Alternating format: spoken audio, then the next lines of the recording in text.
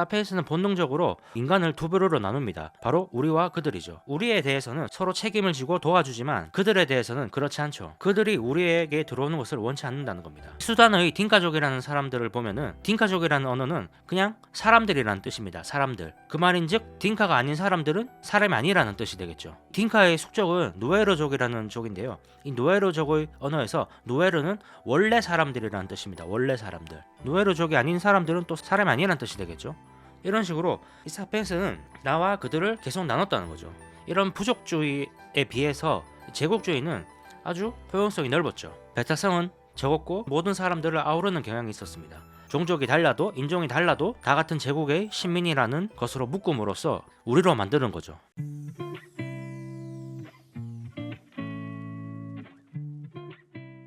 무엇이 인간으로 하여금 그들을 우리로 만들었는가에 대한 대답입니다. 그들을 우리로 만드는 것. 나와 다른 사람들을 나와 같이 협력할 수 있는 사람들로 만든 것. 바로 그게 돈, 제국, 종교라는 거죠.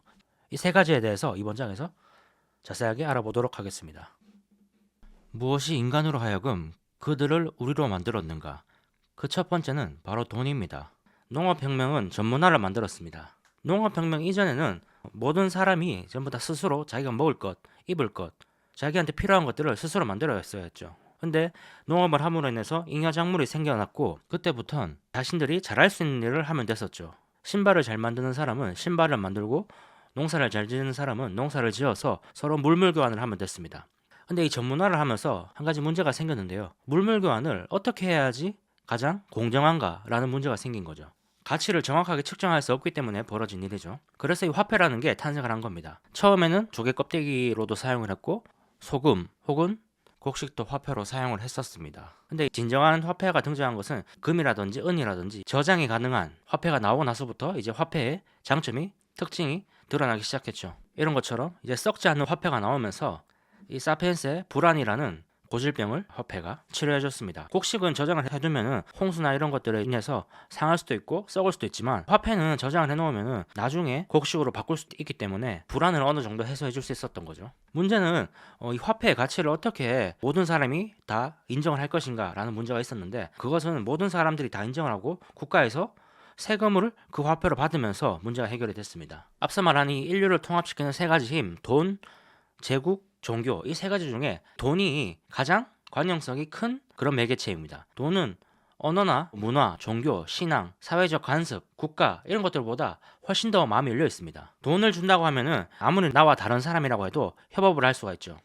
사람을 차별하지 않는 유일한 시스템이라고 볼 수 있습니다. 이전에 말했다시피 그들을 우리로 만드는 것 그들을 우리로 만드는데 이 돈만큼 좋은 것이 없었다는 거죠. 돈에 대해서는 뒤에 자본주의에 대해서 말할 때 좀 더 자세히 보겠습니다. 자, 두 번째 매개체는 바로 제국입니다. 현재 이 제국주의자라고 얘기를 하면 거의 정치적으로 최고의 욕설이죠. 제국주의자라는 말보다 더 심한 욕은 파시스트 정도밖에 없죠. 근데 우리가 현재 제국주의에 대해서 가지고 있는 인식에 비해서 제국이라는 형태는 매우 안정적인 정부의 형태라고 저자는 얘기를 하고 있습니다. 사피엔스가 이룬 문화적 성취 중에서 대부분은 이 제국주의 시절에 탄생했다고 볼 수 있습니다. 이 제국이 피정복민을 착취하는 과정에서 그런 것들이 생겨났다는 거죠. 예를 들어서 이 인도의 타지마할은 무굴 제국이 인도의 신민들을 착취해서 축적한 부가 없었다면 건설할 수 없었죠. 또 합스부르크 제국 역시 다른 지역을 지배함으로써 얻은 이익으로 이 하이든에게 월급을 주고 모차르트에게 작곡을 의뢰했습니다. 또 오늘날 대부분의 사람들은 자기들의 조상을 지배했던 제국의 언어로 말하고 생각을 하고 있습니다. 이집트가 대표적인 예인데요. 이집트인은 아랍어로 말하고 스스로를 아랍인이라고 생각을 하며 아랍 제국과 자신들을 동일시합니다.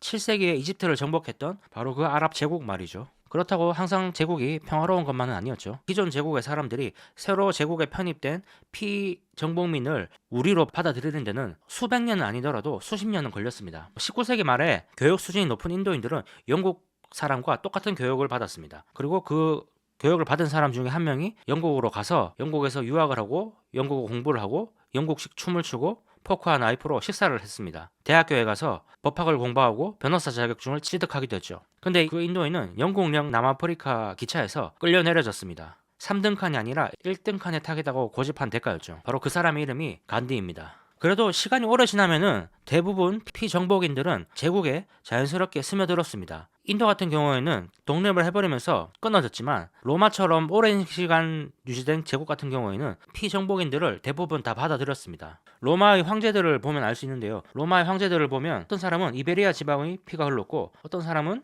시리안이었고 어떤 사람은 아랍인이었습니다. 인종적인 장벽이 무너져 내린 거죠. 시간이 흐르면서. 이전에 말했다시피 사피엔스는 본능적으로 인간을 두 부류로 나눕니다. 바로 우리와 그들이죠. 우리에 대해서는 서로 책임을 지고 도와주지만 그들에 대해서는 그렇지 않죠. 그들이 우리에게 들어오는 것을 원치 않는다는 겁니다. 그게 사피엔스의 특징입니다. 이 수단의 딘카족이라는 사람들을 보면은 딘카족이라는 언어는 그냥 사람들이라는 뜻입니다. 사람들. 그 말인즉 딘카가 아닌 사람들은 사람이 아니라는 뜻이 되겠죠. 딘카의 숙적은 누에르족이라는 족인데요. 이 누에르족의 언어에서 누에르는 원래 사람들이라는 뜻입니다. 원래 사람들. 누에르족이 아닌 사람들은 또 사람이 아니라는 뜻이 되겠죠. 또 알래스카의 유피족이라는 사람들은 유피거로 유픽이란 진정한 사람들이라는 뜻입니다. 이런 식으로 이 사피엔스는 나와 그들을 계속 나눴다는 거죠. 이런 민족주의적인 이런 부족주의에 비해서 제국주의는 아주 포용성이 넓었죠. 배타성은 적었고 모든 사람들을 아우르는 경향이 있었습니다. 종족이 달라도 인종이 달라도 다 같은 제국의 시민이라는 것으로 묶음으로써 우리로 만드는 거죠. 저자는 이런 식으로 계속 제국이 굉장히 안정적인 형태의 국가다라고 계속 피력을 하고 있는데요. 그럼에도 불구하고 제국이 나쁜 편에 속한다고 보고 싶은 유혹이 계속 들죠. 한국만 해도 일본의 제국주의에 피해를 봤었고 인도 다른 나라들이 여러 나라들이 제국의 희생양이 되었기 때문에 그런 유혹이 들기도 하죠. 그렇다고 저자가 제국이 무조건적으로 좋다고 얘기하는 것은 아닙니다. 다만 제국에도 좋은 부분이 있었다라고 얘기를 하는 거죠. 중요한 것은 우리 현재 세계를 봤을 때 이 제국주의의 나쁜 부분만 드러낼 수 없다는 거죠. 제국주의는 나쁜 거야. 그러면은 제국주의가 남긴 모든 유산들을 덜어내야 되는데 그렇게 할 수가 없다는 거죠. 예를 들어서 영국은 인도를 정복하는 과정에서 인도인 수백 명의 목숨을 희생시켰습니다. 그럼에도 불구하고 인도에 흩어져 있던 여러 가지 본국과 부족들을 하나로 통일시켜서 하나의 국가로 만들었습니다. 인도라는. 그리고 사법제도를 놓았고 행정부도 만들었습니다. 철도망도 건설했고 영국의 영어는 아직도 인도에서 공용어로 쓰이죠. 인도인들은 크리켓이라는 스포츠를 좋아하고 차를 열심히 마시는데 이것은 모두 영국의 유산입니다. 현재 인도에서 민주주의, 영어, 철도망, 사법제도, 크리켓, 차 같은 것들을 제국주의의 유산이라면서 그것을 없애자고 투표를 하자고 한다면은 거기에 응할 사람이 인도인 중에 몇 명이나 될까요? 투표를 요구하는 것 자체가 모순이죠. 투표라는 것은 민주주의의 산물이니까요. 그러면서 이 저자는 미래에는 대부분의 사람들이 이 하나의 제국 안에서 살게 될 가능성이 크다고 얘기를 하고 있습니다. 이 거대한 지구 제국이라는 것 말이죠. 실제로 현대도 여러 국가들이 있지만 국가들이 아주 개별적인 행동을 하기는 어려운 상황이죠. 환율 정책, 환경 정책, 사법 정책 이런 것에 있어서 글로벌 표준을 따라야 할 의무가 있죠. 안 그러면은 미국이라든지 유엔에서 제재가 들어가죠. 그렇기 때문에 이 저자는 언젠가 지구 제국의 탄생을 예상을 하고 있는 것으로 보입니다. 그리고 그것이 가장 안정적인 형태라고 생각을 하고 있죠. 바로 그 과정이 그런 겁니다. 그들을 우리로 만들어가는 과정이죠. 수렵 체제민부터 이 지구 제국까지 처음에는 4명의 가족에서 10명의 부족 그리고 20명, 100명 이런 식으로 마을이 형성되고 100명, 200명, 1000명 10,000명 이런 식으로 제국이 형성되고 그 다음에는 국가 이런 식으로 계속 새로운 허구를 만들어내므로면서 협력할 수 있는 범위를 늘려왔죠. 그게 바로 인류의 역사인데 이런 인류의 역사가 계속 지금의 방향대로 흐르다 보면은 결국에는 이 지구에 있는 인종 모두가 하나의 협력망으로 엮어질 거다라고 예상을 하고 있는 겁니다. 우리는 현재 인종차별이라든지 지역차별 이런 것들에 대해서 걱정을 하고 있지만은 이 로마의 역사를 봤을 때 이것은 오랜 시간이 지나면은 그런 문제점들은 해결이 될 거라고 보고 있는 것 같습니다. 로마 후기에 인종차별이 없었다는 점을 보면서 그렇게 예측을 한다는 거죠. 일론 머스크는 우리가 지구인들이 다행성종이 돼야 된다고 얘기를 했었죠. 만약에 일론 머스크가 말한 대로 우리가 이 행성 저 행성을 돌아다니는 시점이 오면은 어쩌면은 흑인, 백인 이런 구분은 없어지고 지구인이라는 하나의 묶음으로 만들어질 수도 있겠다는 생각이 듭니다. 그리고 그 시절에 태어난 아이들은 차이를 못 느끼겠죠. 그런 세상에서 화폐나 제국은 문제가 되지 않을 것으로 생각이 됩니다. 사실 지금도 이미 온 세상 사람들이, 온 지구인들이 제일 원하는 화폐는 달러 하나밖에 없죠. 비트코인이 그것을 대체하지 않을지는 모르겠지만 일단은 달러가 유력합니다. 하나의 제국, 그리고 단일 화폐 여기까지는 가능하다고 보는데 하나가 걸림돌이 된다고 생각을 합니다. 바로 종교인데요. 지금만 해도 중동에 보면은 종교 갈등이 아주 심하죠. 무슬림, 기독교, 유대교, 천주교 이런 것들의 갈등이 가장 심한 곳이죠. 바로 종교입니다. 지금 우리는 인류는 어떻게 자신들을 대규모 협력망으로 엮었는가를 알아보고 있죠. 그게 돈, 제국, 그리고 세 번째가 바로 종교입니다. 이번에 알아볼 종교입니다. 이번 종교에 대한 내용에서는 종교인들이 보시면 조금 불편하실 수도 있는 내용도 있습니다. 이미 진화론을 말하는 과정에서 종교인분들이 전부 뒤로 가기를 누르셨을 수도 있지만 말이죠. 어쨌든 하라리의 사피엔스 내용을 소개하는 것 뿐이라는 점을 먼저 말씀드리겠습니다. 그럼 다시 책의 내용으로 돌아가겠습니다.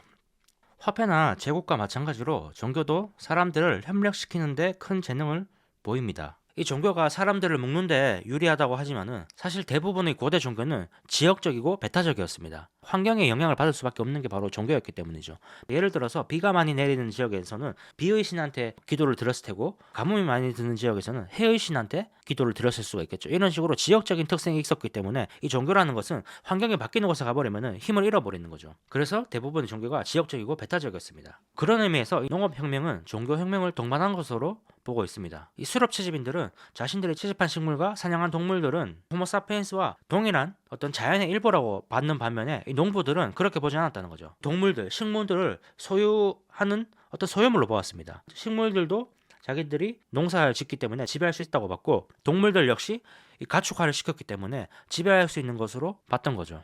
그런 점에서 이 종교혁명이라는 것은 사피엔스의 지위를 한층 격상시켜준 혁명이라고 볼 수 있습니다. 무슨 의미냐면 종교가 생김으로 인해서 신이라는 절대적인 존재가 생겼고, 그 밑에 바로 호모사피엔스가 위치하게 된 거죠. 그리고 그 아래에는 여러 식물들, 동물들이 위치하게 된 겁니다. 그러므로 인해서 신에게서 양도 불가능한 권리를 받았다고 생각을 하는 거죠. 이 다른 동식물들을 지배할 수 있는 권리를 받았다고 생각을 하는 거죠. 근데 그 대상이 다른 동식물들뿐만 아니라 안타깝게도 다른 종교를 가진 사람들에게도 적용이 됐다는 거죠. 그래서 종교 전쟁 같은 경우가 잔인한 측면이 있죠. 특히 유일신 종교가 좀 잔인한 측면이 있습니다. 나 빼고는 다 잘못된 거라고 생각하기 때문이죠. 반면에 다신교는 본질적으로 마음이 좀 열려 있습니다. 그래서 이단이나 이교도를 처형하는 일이 드물죠. 다른 신을 모실 뿐이다 라고 생각을 하기 때문이죠. 대표적인 다신교가 힌두교이고요. 대표적인 일신교는 기독교, 무슬림, 가톨릭 이런 것들이 되겠죠.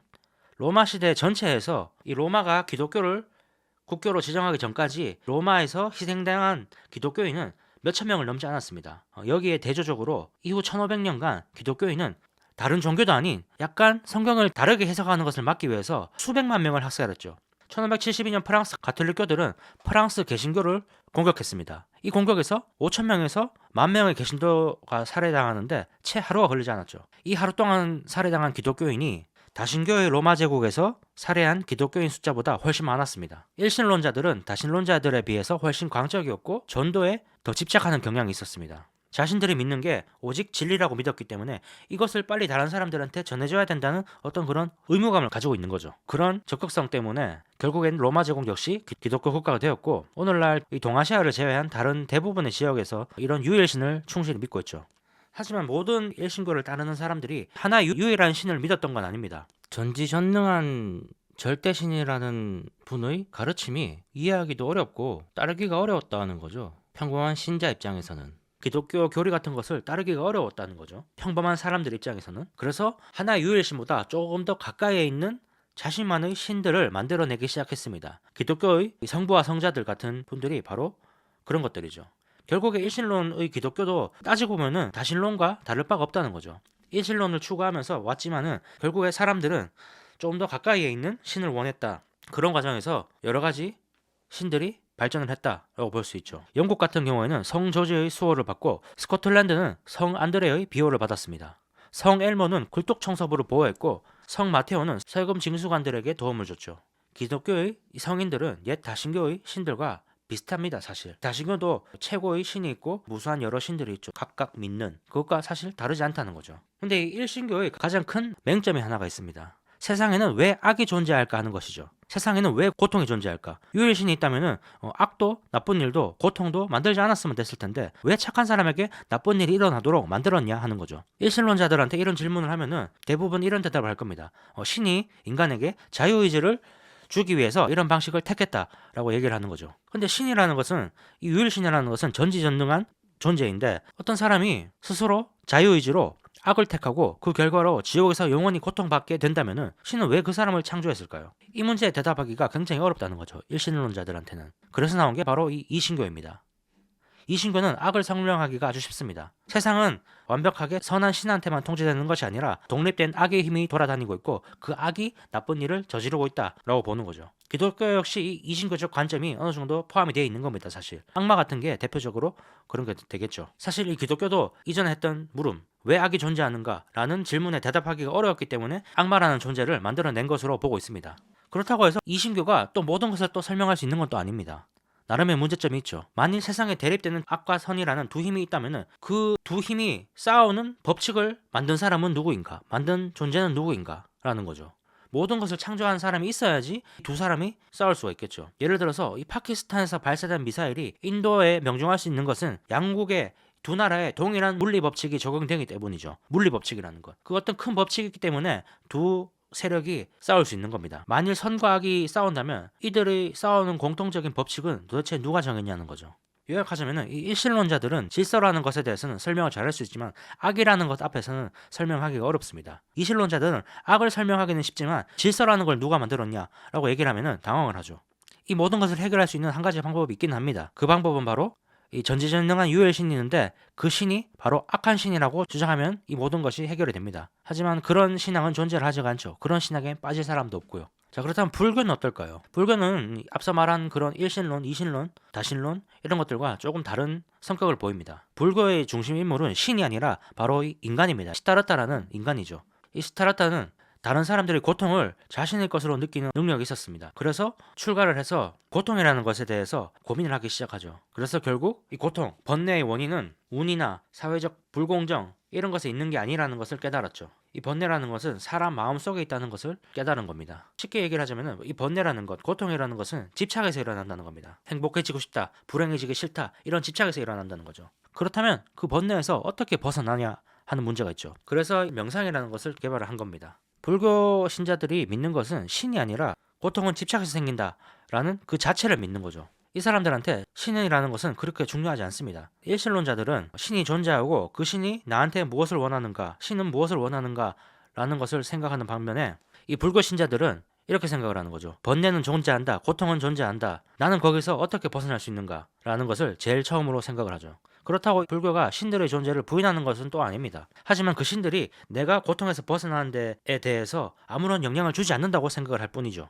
신들이 있어도 그 신들이 나한테 도움을 주지 못한다는 거죠. 내가 스스로 해탈을 해야지 고통에서 벗어날 수 있다라고 생각을 하는 겁니다. 하지만 이 기독교의 신자들이 그랬듯이 모든 사람들이, 모든 불교 신자들이 이 시타르타의 뜻을 이해하지는 못합니다. 모든 사람들이 이 고통에서 벗어나고 번뇌에서 벗어나고 해탈을 할 수는 없다는 거죠. 그래서 또 아주 가까운 신들을 만들어내기 시작합니다. 자신들이 원하는 바를 들어줄 가까운 신들을 만들어내기 시작하는 거죠. 그것들이 바로 또 불교의 보살들입니다. 기독교와 같은 패턴이죠. 이 종교가 지향하는 궁극의 어떤 곳에 도달하지 못하는 사람들은 좀 더 낮고 가까운 신들을 찾는 경향이 있다는 거죠. 우리한테는.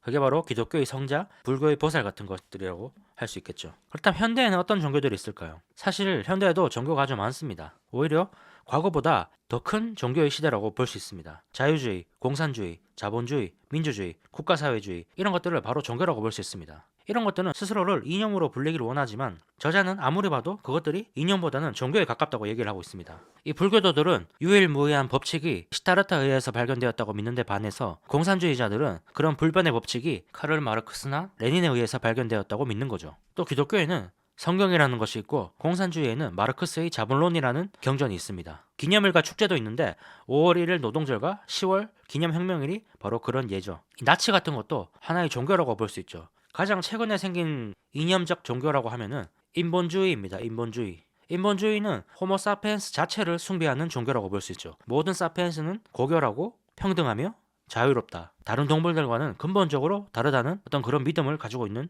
종교라고 볼 수 있습니다. 우리가 흔히 말하는 인권이라는 것. 인권은 당연히 지켜져야 된다고 생각을 하죠. 모든 인간은 평등하다. 지금까지 봐왔던 모든 종교들, 기독교, 유대교, 불교, 공산주의, 민주주의, 인본주의, 자유주의 이런 것들이 인류를 하나로 묶는데 굉장히 큰 역할을 하긴 했지만 이런 믿음이 지난 200년에 걸쳐서 상당히 약화되고 있습니다. 사람들이 점점 이 종교라는 것을 믿지 않기 시작했다는 거죠. 바로 그 이유는 이 과학의 발전 때문입니다. 과학의 발전. 이 과학자들은 우리 내면에서 이 영혼이라는 것, 인권이라는 것을 전혀 발견을 하지 못했다는 거죠. 과학적으로 설명이 안 된다는 겁니다. 이 종교라는 것들이. 기독교, 불교 뿐만이 아니라 공산주의, 민주주의, 인본주의, 자유주의, 이 모든 사람들이 자유로워야 된다 라는 것을 과학적으로 증명할 수가 없다는 거죠. 우리는 모두가 평등하다라는 것 역시 과학적으로 증명하기가 어렵다는 겁니다. 우리는 자유의지가 아니라 호르몬, 유전자, 시냅스 이런 것들에 의해서 행동을 합니다. 침팬지나 늑대, 개미를 움직이게 하는 그것과 같은 것이죠. 우리는 자유의지로 행동하는 것이 아니라 DNA에 새겨진 대로 호르몬이 시키는 대로 행동합니다. 침팬지나 늑대가 그러는 것처럼 말이죠. 우리는 인본주의에 따라 가치 있는 일을 하는 것이 아니라 유전자가 시키는 대로 움직입니다. 그것이 번식에만 유리할 뿐 내 생존에는 불리하다고 해도 말이죠. 여기에 대해서는 리처드 도킨스가 이기적 유전자에서 잘 설명을 했었습니다. 이 현대의 보편적인 종교인 인본주의나 이런 것들에 대해서 한계가 온 시점이라고 볼 수 있습니다. 바로 과학의 발전으로 말이죠. 이 저자는 종교에 대해서 상당히 길게 적었습니다. 왜 그렇게 길게 적었을까요? 우리는 인권이라는 것을 믿고 있지만 우리 안에 인권이라는 것은 실제로 존재하지 않는다는 거죠. 허구일 뿐이라는 겁니다. 계속 말하지만 우리가 지금 믿고 있는 것들은 그것이 옳아서 믿고 있는 것이 아니라 단지 우연의 산물일 뿐이죠. 역사상 가장 번성한 문화, 민주주의, 인본주의가 사피엔스한테 가장 좋은 문화라는 생각도 근거가 없다는 거죠. 진화와 마찬가지로 이 역사의 흐름이라는 것은 우리 개인의 행복에는 전혀 무관심합니다. 그러면 우리는 역사를 왜 공부할까요? 저자는 역사를 연구하는 것은 미래를 알기 위해서가 아니라 우리의 지평을 넓히기 위해서라고 얘기를 하고 있습니다. 현재 우리가 하고 있는 것들이 자연스러운 것도 필연적인 것도 가장 옳은 것도 아니라는 사실을 이해하기 위해서라는 거죠. 더 많은 가능성이 있었는데 단지 우리는 우연에 의해서 이것을 선택하고 있다. 이것에 따르고 있다. 라는 것을 이해하기 위해서 역사를 배워야 한다는 거죠. 예를 들어서 유럽인이 어떻게 아프리카인을 지배하게 되었을까? 그 역사에 대해서 공부를 하면은 인종의 계층은 자연스러운 것도 필연적인 것도 아니라는 것을 알 수 있죠.